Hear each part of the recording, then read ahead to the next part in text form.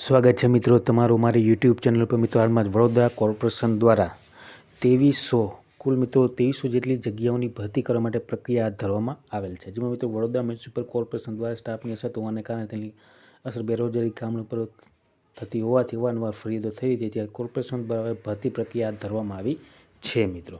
અને મિત્રો કોર્પોરેશન દ્વારા આશરે 2300 જગ્યાની ભરતી કરવા કામ ચાલુ છે અને ઘણી ભરતીઓ થઈ ચૂકી છે। જેમાં મિત્રો આ ભરતીમાં થવાને કારણે કોર્પોરેશનમાં 100 કરોડનું આર્થિક ભારણ પડે તેવી સંભાવના છે અને વિકાસ અને વિસ્તારો વધતા સફાઈ સેવકોની ભરતી કરવી જરૂરી છે।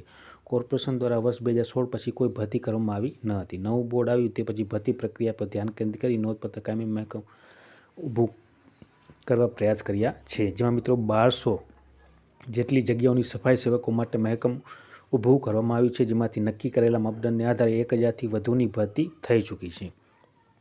વર્ગ 1 થી 3માં 831 જેટલી જગ્યાઓની ભરતી કરવાની છે, જેમાં મિત્રો 525 રેવન્યુ ક્લાર્કનો સમાવેશ થાય છે। મિત્રો 525 રેવન્યુ ક્લાર્કનો સમાવેશ થાય છે અને હવે મિત્રો આગામી 2-3 મહિનામાં વર્ગ 1 થી 3માં કુલ 300 જેટલી ક્લાર્કની ભરતી કરવામાં આવશે મિત્રો। તો મિત્રો આવનારા ટૂંક સમયમાં 300 જેટલી ક્લાર્કની ભરતી કરવામાં આવશે વર્ગ 1 અને વર્ગ 3માં।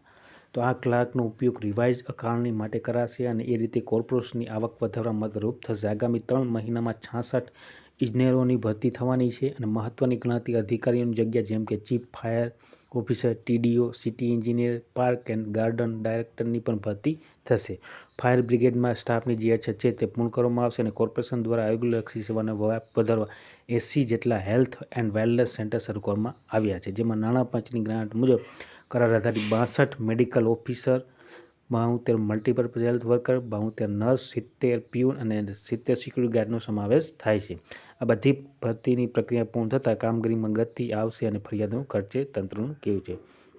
તો મિત્રો આ પ્રમાણે વડોદરા મહાનગરપાલિકા દ્વારા આવનારા 1-2 મહિનામાં 300 જેટલી ક્લાર્કની ભરતી થવાની છે, તેની વડોદરા મ્યુનિસિપલ કોર્પોરેશન દ્વારા જણાવવામાં આવેલ છે। તો મિત્રો આ પ્રમાણે જે વડોદરા મ્યુનિસિપલ કોર્પોરેશન દ્વારા જે અપડેટ હતા તે તમારી સામે રજૂ કરેલ છે। મિત્રો વિડીયો ગમ્યો હોય તો લાઇક, શેર અને સબસ્ક્રાઈબ કરવાનું ભૂલતા નહીં। જય હિન્દ।